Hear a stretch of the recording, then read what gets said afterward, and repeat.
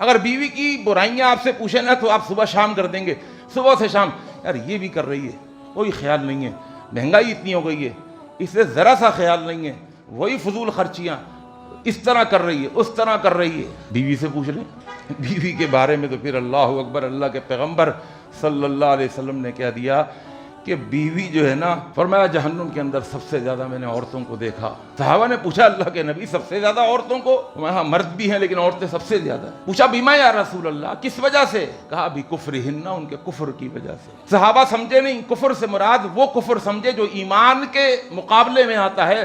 کہنے لگے ایکفرن باللہ، کیا اللہ کے ساتھ کفر کرتی ہیں؟ فرمایا نہیں، یکفرن العشیر، وہ کفر ناشکری کے معنی میں بھی آتا ہے، شوہر کی اکثر ناشکر گزار ہوتی ہے۔ لو احسنت الی احداہن الدہر ثم رأت منک شیئا، اگر تو ایک زمانے تک ان کی بھلائی کرتا رہے، ان کا خیال رکھتا رہے، ان کے ساتھ اچھائی کرتا رہے، انہیں لا لا کر کے دیتا رہے، ایک مرتبہ اگر کوتاہی ہو جائے تو ان کا یہ کہنا ہوتا ہے ما رأیت منک خیرا قط، میرے لیے تو کبھی تم نے کچھ کیا ہی نہیں۔